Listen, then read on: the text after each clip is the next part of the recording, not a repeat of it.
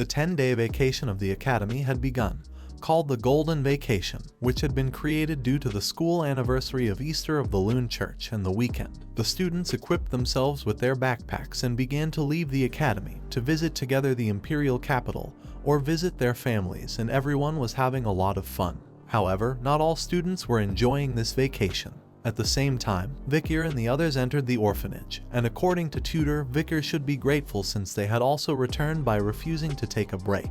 Tutor, who was walking behind everyone, started looking at Vikir with a cheerful look and with a smile explained that the reason behind this was that they also needed to fill their volunteer hours. Sancho, who had his hands behind his head, turned his head towards Tutor and couldn't help but smile as it wasn't a bad idea to end this now. Piggy, who was walking next to Vikir, started to show 4 fingers and with a cheerful look said that he was fine since he liked to volunteer. Vikir, who was walking in front of everyone, started to look down and thank them. This orphanage was gigantic. It had luxurious lamps hanging from the ceiling and a lot of windows, which allowed the light from outside to enter the interior. Tutor began to observe the place with a surprised look and asked if this was really the Indulgentia orphanage. He was impressed since it was on a different scale than the rest of the orphanages. This orphanage was considered the largest in the capital. With a kind smile, Piggy mentioned that the headmaster here was the founder of the Foundation for Orphans, and he was also an external teacher at the academy. Sancho, who had his arms crossed, seemed somewhat surprised and asked who that headmaster was. Piggy began to point sideways with his finger and explained that he was the person in the painting.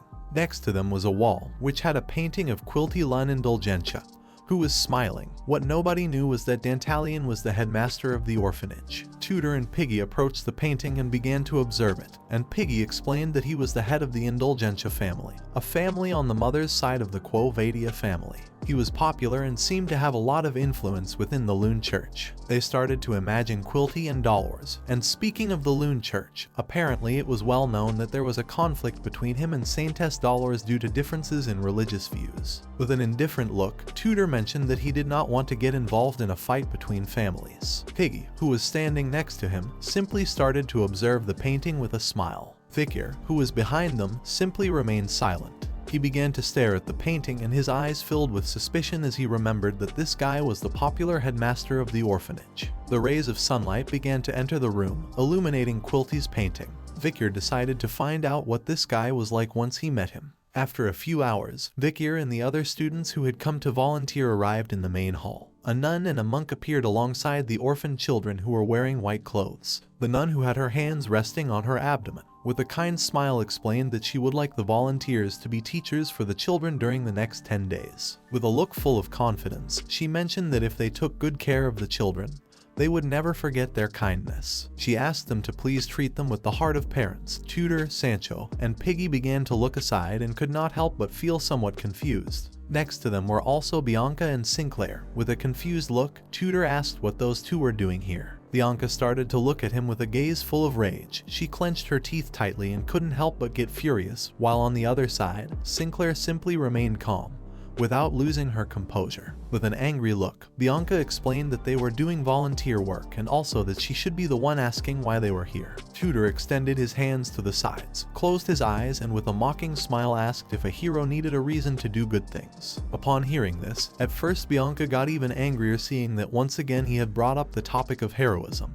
but then mocked him saying that this was something to be expected from a Don Quixote. While they were talking, Sinclair approached them and explained that meeting like this by coincidence must be a matter of destiny. Upon hearing this, the gaze of Vikir and Piggy was fixed on her. She brought her fingertips together, began to look at Vikir with a tender gaze, and while she was blushing, she caught his attention. She lost her composure, panicked, closed her eyes, extended her hand towards Vikir to greet him. It was a shame that they hadn't been able to talk much, but she hoped that they could get along well in the next 10 days. Seeing her behavior, Piggy was left speechless as he didn't know what was happening, and Vikir, who was standing next to him, became alert and looked somewhat surprised. Vikir shook her hand and replied that he also hoped the same. Once they stopped shaking hands, Sinclair turned her back to them and began jumping for joy. She couldn't believe that Vikir had shaken her hand. Peggy brought his hand to his mouth and with a serious look revealed that he had a piece of information for him. Upon hearing this, Vikir turned his head towards him and with a curious look asked what piece of information. Sinclair started to blush like a tomato, brought her hand to her face, and she couldn't help but smile and feel happy. Peggy revealed that he had seen Sinclair looking for the person in charge of assigning volunteer work and making a request. She had asked where Vikir was going to volunteer, and she had requested to be assigned to the same place as him, asking if Vikir knew what this meant. Vikir began to observe her with a serene look, and he did not take long to realize that she had approached him under the pretext that it was a coincidence. He decided to be careful with her in the future. At that moment, Vikir turned his head to one side as something caught his attention. In the room they were in there were several monks and several nuns. While some were conversing, one of the monks began to go up the stairs. Upon looking with a little attention, Vikir saw that the headmaster was not here. The time for the children to choose their teachers arrived, and all the children, some nervous and others excited, began to run towards Tutor and the others. Tutor picked up a girl and a boy in his arms, who were very excited. Tutor couldn't help but smile, and with a cheerful look, he thought that they were all very social. Two children became friends with Sancho, and he started to carry them on his back. Bianca, who had a somewhat conflictive personality, calmed down and felt at ease seeing the children. With a calm look, she began to stroke the head of a gray-haired boy, thinking that he was very cute. Sinclair also chose two children. She sat on the floor, opened a storybook, and with a smile began to tell them the story, making the children's eyes fill with joy. While on the other side, Vikir with a penetrating gaze caught the attention of several children and asked what their names were. Upon feeling Vikir's gaze, the children's eyes filled with tears and fear. Without hesitating for a second, the children ran towards Piggy. He began to pet one of their heads, closed his eyes, and with a forced smile, asked Vikir to try to smile a little. Vikir started observing him with a confused look and remained thinking in silence. He began to imagine the small and cute Pomerian, and with a serene look he remembered that she used to listen to him well, but now for him talking to these children was very difficult. At that moment, a blonde girl ran past him, and upon feeling her presence, Vikir's gaze fixed on her. The girl ran out, approached the door, and using her hand opened it. Vikir turned back, started to observe her, and couldn't help but feel somewhat confused. The girl went outside and leaned her body against a pillar. While the sunlight was coming through the gaps of the pillars, she simply began to look down at the ground and remain silent. Her eyes were filled with sadness, as she could not find a teacher to her liking.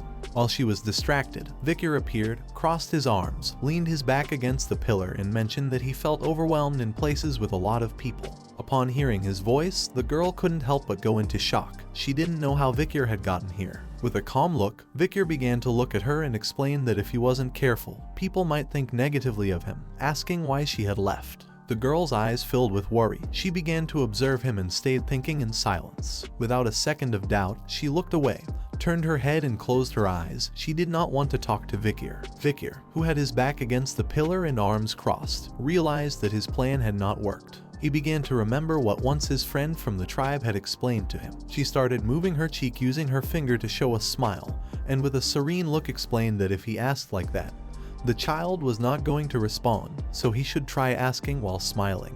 The girl wore a golden pendant with her name. She was called Peri. Vikir approached her, sat in front of her, rested his hand on the ground, started looking into her eyes and called her by her name. The girl opened her eyes and they filled with surprise. She was somewhat confused and did not know how Vikir knew her name. Several seconds passed and she did not respond, and seeing this, Vikir began to show a kind smile, and with a cheerful look asked if Peri was her name.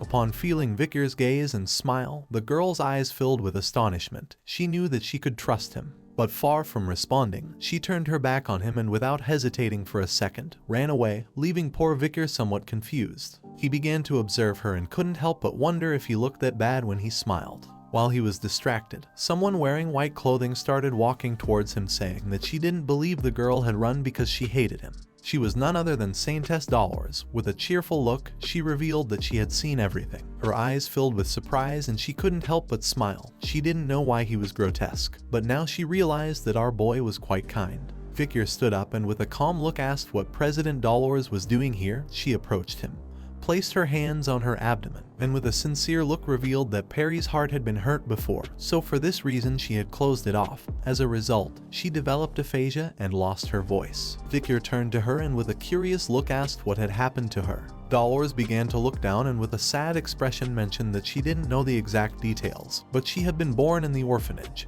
and in the last 13 years she had met countless volunteers who had passed through here. In front of them, there was a dark hallway and Dolores explained that at first, everyone had approached her in a friendly manner.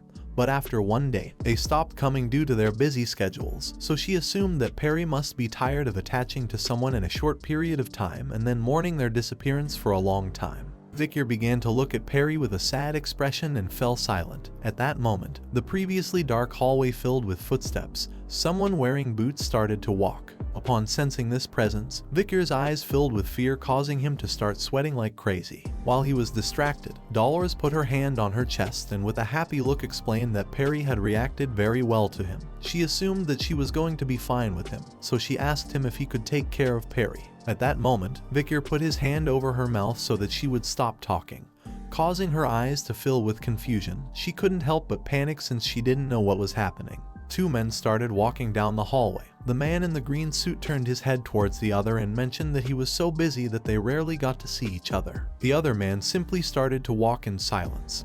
He was none other than Dantalion, or better known as the Headmaster Quilty. While he had his hands behind his back, he closed his eyes and with a smile explained that there had recently been a sudden increase in the number of people who had requested face-to-face talks to confess their sins. Behind him was his subordinate, Eavesdropping, who now had the face of a human. The man wearing a green suit said that for this reason he also needed to buy the exemption.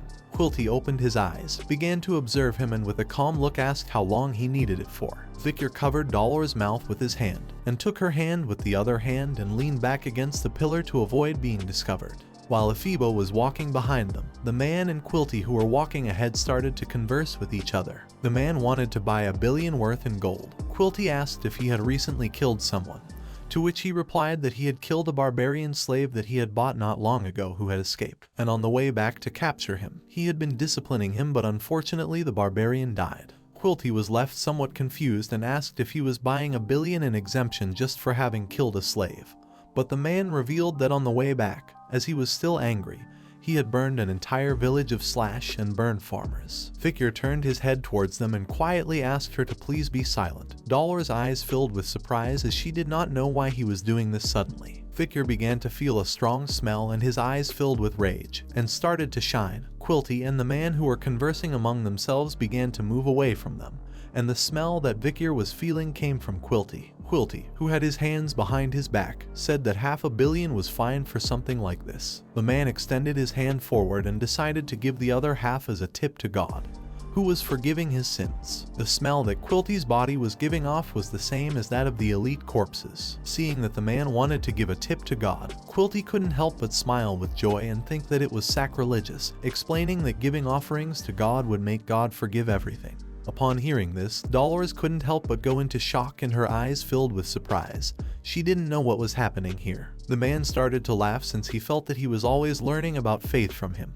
Quilty, who had his eyes closed and arms behind his back, could not help but smile even more, thinking that he was too kind. Dolores began to lose her composure and could not help but get angry. She wanted to give Quilty a good lesson, but Vikir forcefully covered her mouth to prevent her from making noise. Vikir asked her to wait since if she made a move now, they were going to be discovered. Dolores started moving her feet, asking Vikir to let her go. At that moment, upon hearing the noise, Eavesdropping appeared and with a penetrating look began staring at them. Upon feeling the presence of Eavesdropping, Vikir, who was covering her mouth with his hand, panicked and his eyes filled with fear. He knew that this was not good, while on the other side, Dolores remained silent as she did not know what was happening nor who this guy was. This is the end of the video. If you guys want to see the next part, then don't forget to subscribe and like the video.